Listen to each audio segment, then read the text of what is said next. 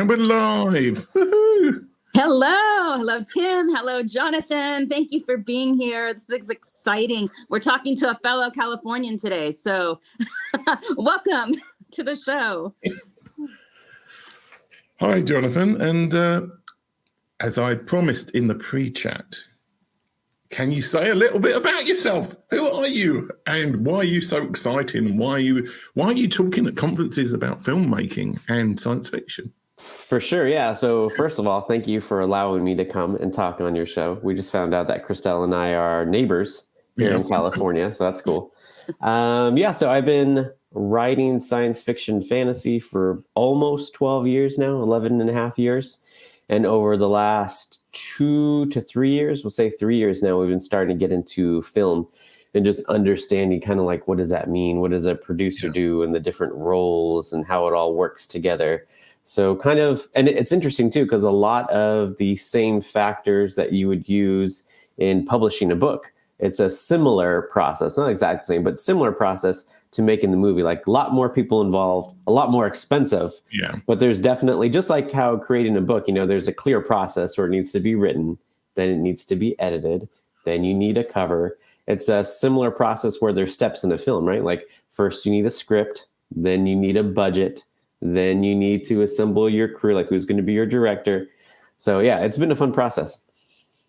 Okay, I want to hear a little bit more about this, Jonathan, because I'm personally curious. I went to Biola University, which is kind of near you also, you know the world for film and radio, TV, film. So I want to know how you get into this industry. Like, how do you meet the connections? How do you find the people to work with you on a project like this? Well, first of all, I think maybe God orchestrated this, because I went to Biola University as well. That's where I graduated with my English degree. That's amazing. I was mass communications, PR in my freshman year. So that's probably a little bit before you were there, but that's funny. That's amazing. No, that's super funny too. So on our latest film, Forsaken Mercenary, my wife co-directed it with another director, and he's a professor at Biola.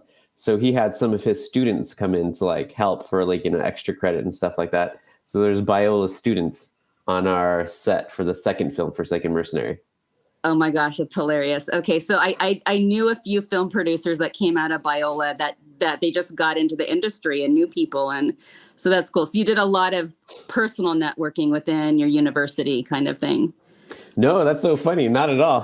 So we found him through a mutual friend. So our director for our first film had worked with him before, knew who he was, and he was our cinematographer. And then for our second film, he co-directed it with my wife. So no, we've just kind of jumped in feet first. And I feel like the best way to learn is to do. So we just started getting there and doing it everything from the ground up. So like my wife did the wardrobe for our first film. For our first film, we had to shoot out a section out in the desert. So, where I was on the phone coordinating like meals to be delivered out there on time. And then also the location didn't have dumpsters. So it was in our contract that we had to coordinate the dumpsters to be there, pick up our trash. For the days we're going to be there. So like, we're just figuring this out as we go, just willing to do everything from, costuming to figuring out food and dumpsters. Wow. That's cool. I like that. I like a hands-on project, man. And there's no better way to just learn everything all at once, huh? Yes. Okay. So what would you say is the biggest thing you've learned so far that is different about writing? Because you're quite successful. We'll come back to the writing thing, because you are quite successful with the writing side of things. But what is the biggest difference that you've yet to really master in the film side that you, as compared to writing? Like, it sounds like it's the scale as much as anything that is the major issue when it comes to making films. Yeah, with making films, there's so many people involved. Like, I think each day we're on set, there's maybe like 40 to 50 people, from like hair and makeup to set design and wardrobe. It's almost like an orchestra. Like everybody's there together and everybody has their own instruments they're playing, but we're all making a sound together. So I think the biggest difference is, well, with writing, it's just me behind a keyboard, and I can kind of just rely on myself to get the words out. Where with a team of like 40 to 50 people, you're relying on other people to be able to come through. So you're definitely leading a team versus just doing it yourself writing. Okay, so have your movies already come out? Or is there a way for us to already watch them? Or are they still in the making? So we've done 2 now. So our first one is a pilot episode for a TV show. It's called Infinity System. It's up on YouTube now. So we are looking to the agent and entertainment lawyer that we signed for Infinity System. We want to sell it as a book series first because it doesn't exist as a book series. Yeah.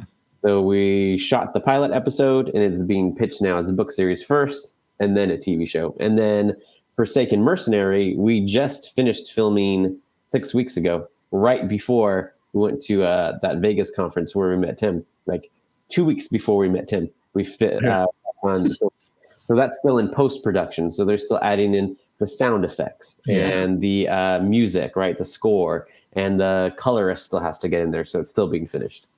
Okay. And then will you submit them to some indie type places, or how does that work? What's the next step with that? Yeah, so for Infinity System, it's waiting for the book deal to go through. With Forsaken Mercenary, that already exists as a current book series that I've written, Okay. so we don't have to go through that step. So what we're doing now is we're going to be showing Forsaken Mercenary when it's finished to investors and probably take it to a few film festivals to then get funding to do a much bigger project. Do you want me to try and play the trailer for Infinity System? And let's play it. And I know what you are. No memory after the crash. Feeling a little lost and out of place.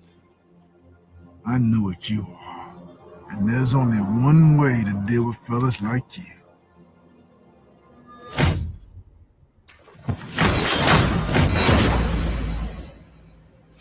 Out here at the edge of the galaxy, time is kind of a strange thing.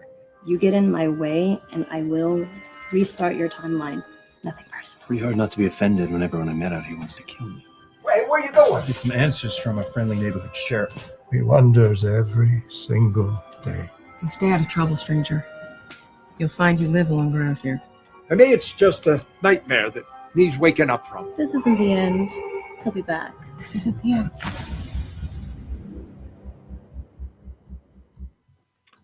so hopefully you heard the sound of that. And Yes, We heard it. did. I don't know why I'm shocked that it came through, but it did. Amazing acting. also, we got loads more viewers when we were playing that. Well, I don't think we can play that. You've got a whole 45-minute odd first episode of that series on YouTube, haven't you? So with that, that's been pitched as a book and then a television show based on the book. Is that a correct assumption? Right. So because before this, so everything's happened really fast. Have you guys ever gone through a period of your life where you look back and you're like, so much has happened in the last, maybe just like year, just in the last year, so much has happened. So the Infinity System, the trailer that you saw was just finished. We just showed it for the first time last June. Yeah. So it's only been a year and a half that it's been finished. And since then, we've got an entertainment lawyer now, and we had an agent. I had an agent before because I was just doing everything myself. So it was the agent's idea saying like, hey, the traditional path is you're already an author, you can already write this book, is to sell a series first to a major publishing house, and then from there leverage that to be able to sell the TV show. Would you be open to that? And I was like, sure. So that's the path for Infinity System. But as you're dealing now with much larger companies and a lot more money, the process then is very long, right? You would think, it's funny the way the math works on this. You would think with more people, things would go faster. But it's the opposite, right? Because like I was reading an article saying traditional publishing, so the big 4 or 5 publishing houses that we're at now, traditionally, 75 people will touch a book. From when it goes through like the editing team and the formatting team and the cover design team and the marketing team, right? Because it's not just one person doing it. It's like a team of people, and it takes time for a team of people to get on the same page and get things done. So the path with Infinity System is going to be longer than we thought. That's why we decided to do Forsaken Mercenary in the meantime. Wow. Okay, so the actors were great. Where did you find your actors? That you have them come out and try out?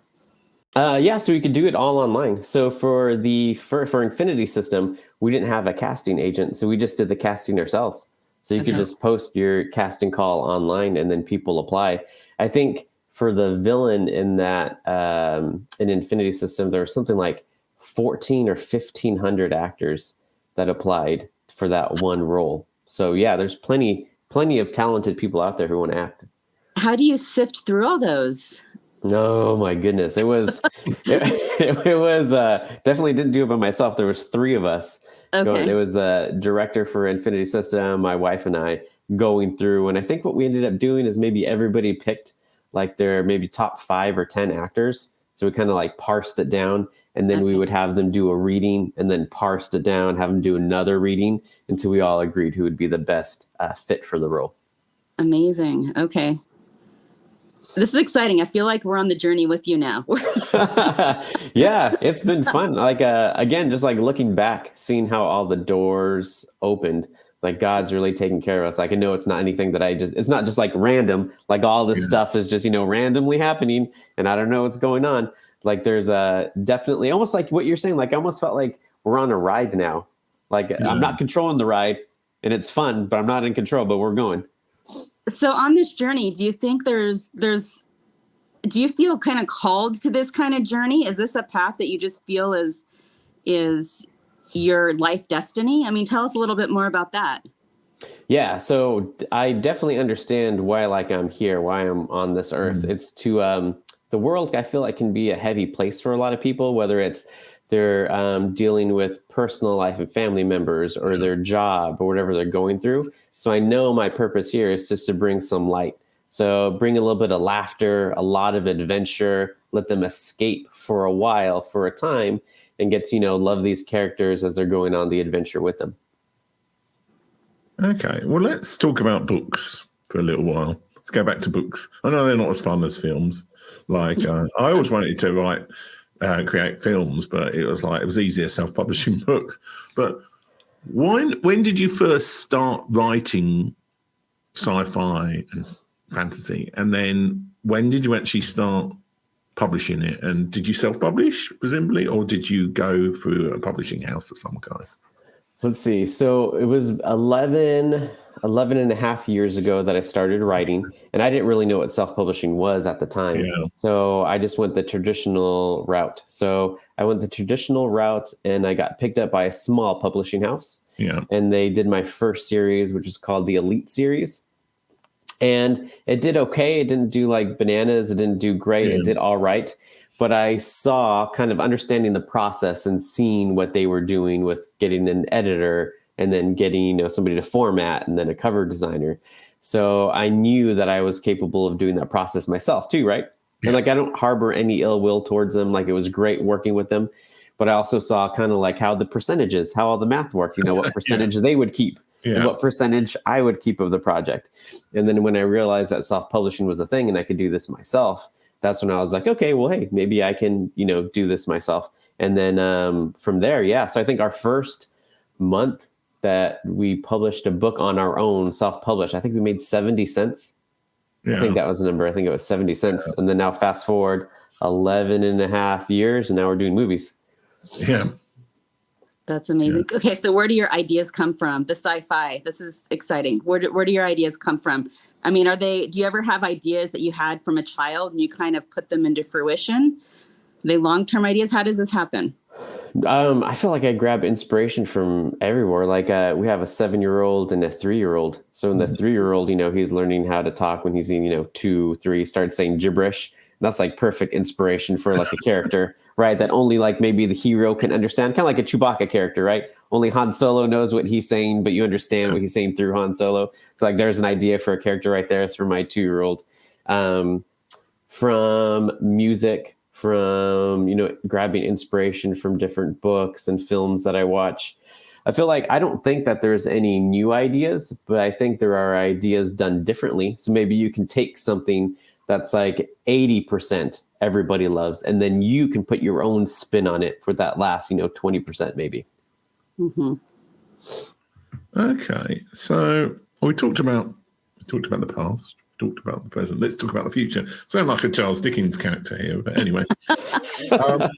Where would you like to be in like 5 years' time with the film and books and the rest of it? Do you want to be making feature films or something, or do you want like a Netflix series or something like that? Where are your ambitions in terms of where you want to go, and where do you expect to be in 5 years' time? I used to think that a studio was this magical thing, and it still is. Like a studio is a magical thing, but I used to think it was maybe this unattainable magical thing. Mm.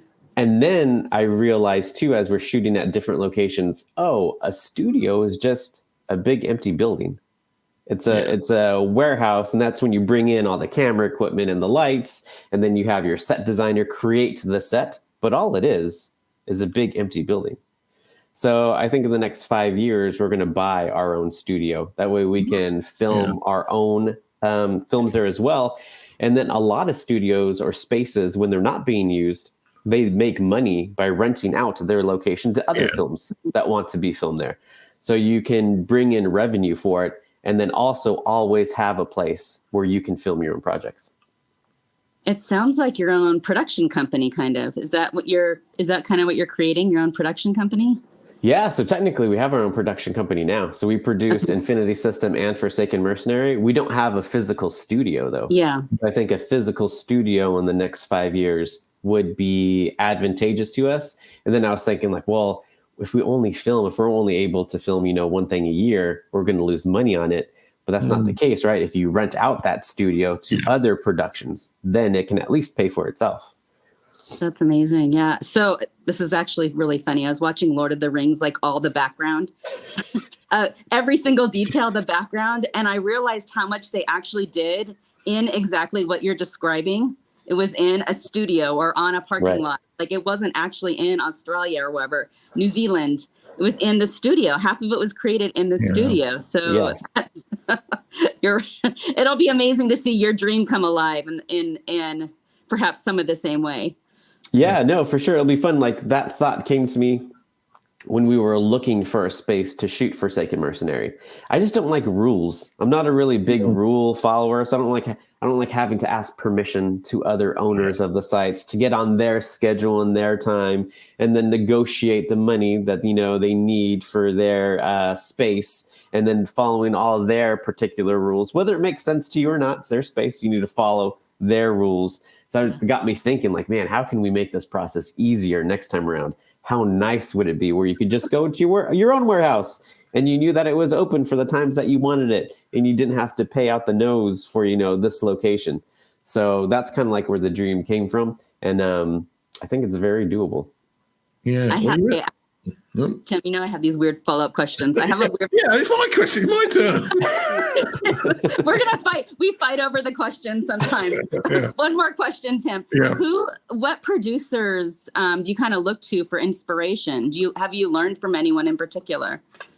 We've just done it ourselves. So just learning as much as we can from our first film that we did, Infinity System. Our director was like huge in helping us understand kind of like the process and the steps that need to take place.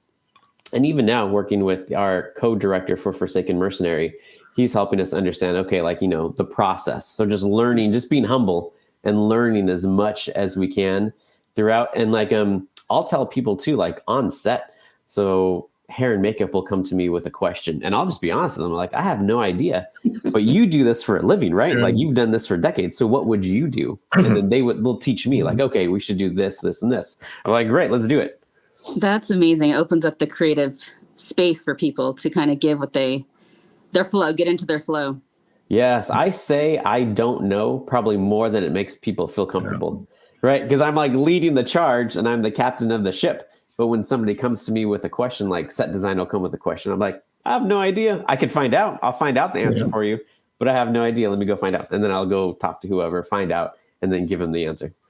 I think that's where it's like, if you're an entrepreneur, rather than being part of a structure, it really helps in being able to say, I don't know. Because if you were working for Warner Brothers or somebody, then you saying, I don't know all the time might not be considered so great. Right, I'm going to ask a we've got few popular questions on this show that we ask people, and I can't ask you the question I would normally ask, which is about Christelle starting a llama farm. No. But let's say hypothetically, Christelle wanted to make a film about llamas. How could she get started in it? Is it something like you make a short of like 10 minutes or something, and then you kind of learn how to do it? Or is it about getting finance and then getting these 40 people together? I mean, if somebody just wanted to make a film about something, like, is finance the most important thing? Is it learning the skills? Do you think that you need to have a few failures, small projects along the way? I mean, how could she get into making this film about llamas? Yeah. So I think, again, just like going back to the analogy of like, there's a very clear way on how to produce a book where you have to write it first, then get it edited, formatted, cover design. It's the same thing with film. So the very first step would be writing your budget writing your script, because from your script, then you'll get your budget. So you have to write your script and then you break it down and see how much it's going to cost. So you have your budget. You put together a pitch deck, which is like, a very comprehensive, basically almost like a slideshow presentation of what your project is going to be.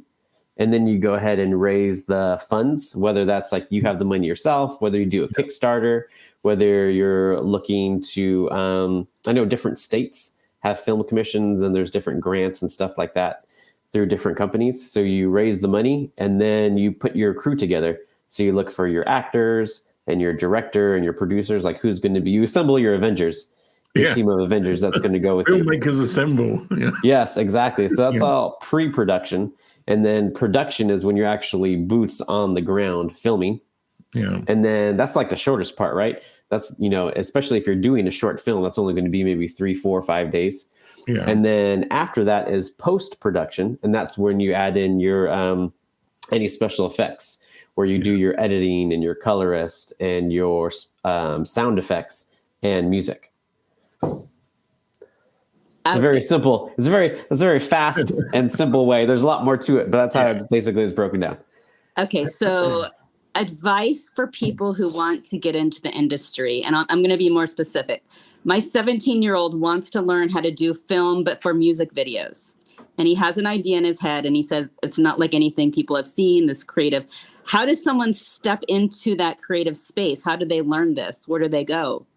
I think you start volunteering for free. So kind of like we were using that analogy with Biola students.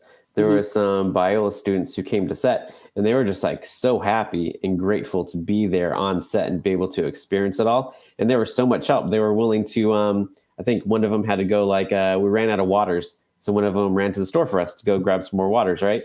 Our guy who was doing set design, he needed some help. So they were helping him with set design, like whatever needs to be done. And you kind of like learn by doing, and then you make connections too, because while you're on set, there's 40, 50 people, maybe even more, depending on the size of the set, who are going to be there, who are in the industry. And if they see you working hard and hustling, they want to work with you. They want to be around you. Would you say someone who wants to break into the industry should do some sort of film school, or should they literally just start volunteering, like you said? Yeah, I'm not a big fan of, I don't know if I should say this, I'm just going to say it anyway, like traditional school anyway. Like I feel like if you know what you want to do, again, like it's such a big conversation. Like if you want to be a doctor, you have to go to school, right? You should definitely go to school to be a doctor. You can't learn by doing. Maybe you can. I don't know. You know what I mean? But like, accidentally amputated the leg off. Yes, exactly. Right. So for some professions, I think it's important that you go through, get some schooling. Yeah. But for things like, creating film, making film, I have zero education in filmmaking whatsoever, but I just learned by doing. That's good. Okay. So my son's going to listen to this and like that. For artists and creative minds, there can be a different path, is what I'm hearing you say. That, of course, like you said, the doctors have to learn certain things. That's obvious. But the creative minds think so far outside the box, if you want to say. I like your analogy and that idea.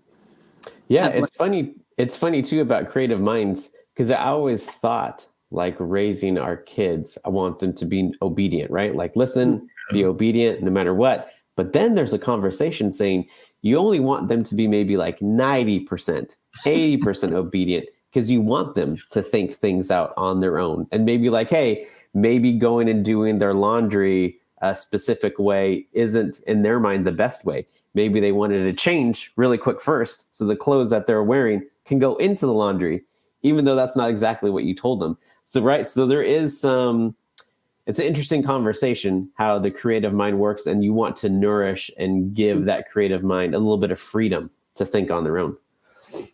Yeah, I think there's really a issue between the regimented thing that was very true in the 20th, I don't know, both hands up, but in the 20th century, and then 21st century is a lot more creative, and being very regimented and following orders is not quite so useful. Right, yeah, like I'm big into breaking the rules, but you should at least know what the rules are first, so that when you're breaking them, you know you're breaking them. Yeah, well, they say that about fiction a lot, that you want to, because most of these fiction genres have got conventions, and part of my problem in my fantasy books is I didn't really know the conventions in my fantasy books. So it's kind of like, oh, yeah, people expect particular things. But on the other hand, you can't just write to numbers, because if it's exactly the same as every other book, then this is not what's interesting about that. Right. Anyway, let's talk about what's your next book that you're writing? Presumably you are still writing books with all the fun of the filmmaking. So are you writing the books for the Infinity system, or are you writing something else at the moment? Yeah, so our book production line has slowed down a little bit. When we started getting into this and working for ourselves, I was at the point in my career where I needed to write a book a month to be able, because nobody knew who I was, like to start building a platform and to start, be able to provide for my family. Now, fast forward, 11 and a half years later, I don't need to write a book in a month anymore. So I'm doing 4 books a year. So I write 4 books a year, but then that leaves a ton of time still open to do film. So the book that I'm writing now isn't supposed to come out until April. It's a new series that we're kicking off. So April is the book that I'm writing now. We have another release that I've already written in January. And then I already wrote book 1 of Infinity System. It's already finished, and we're just pitching it around. It's just that when you're dealing with these mega, like the biggest names in the industry, on their end, it's kind of like they're projecting out years in advance, right? It's not like, okay, yeah, we can sign your book and it's going to come out next month or in 2 months or 6 months. It's like, okay, now we're going to start looking at things to sign. So let's see what's going to come out for 2025, because they already have their 2024 titles that are coming out. Because again, remember, it's like it's a group of people at every stage, not just like one person. So there's like, a committee of people who are going to see and schedule out which books are going to release. And then there's a committee of people who are going to edit the book together and get it done, which is, again, it's so funny, right? Because you would think with more people, things would move faster. And it's the exact opposite. With more people working on things, it takes longer. Yeah. That makes sense. Okay, so our show is coming to an end, but we need to ask where our viewers and everyone can find your work. Where can we find your future projects? Where can we find your current books? Do you have a website? We do. So if you go to jonathan-yanez.com, and my last name is Yanez, it's written right there. You can see it. You can go ahead and see what books, and we have different merchandise items. There, you can join our newsletter. Every year we get together with readers from around the world, and we do a meetup together. So we just had our meetup, and there was about 30 people who flew in from all over the place just to hang out for a few days. So we're just building a community. We have our comic books that just came out. So if you like comic books, we started doing those as well. We're on Amazon, on Facebook under my name. We're all over the place. So just search Jonathan Yanez.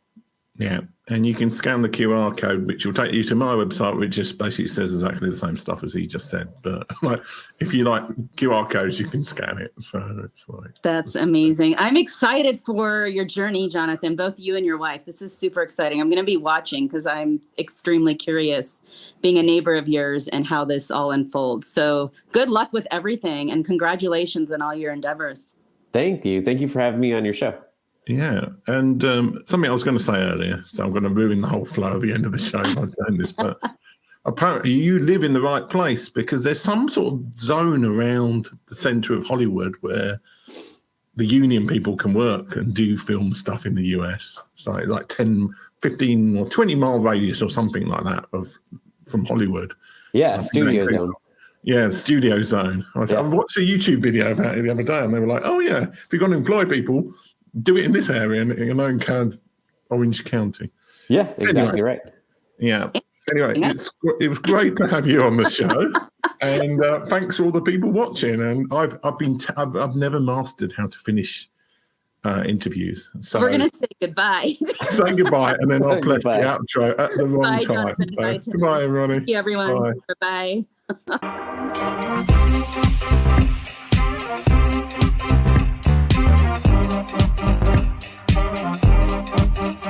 This is what God requires.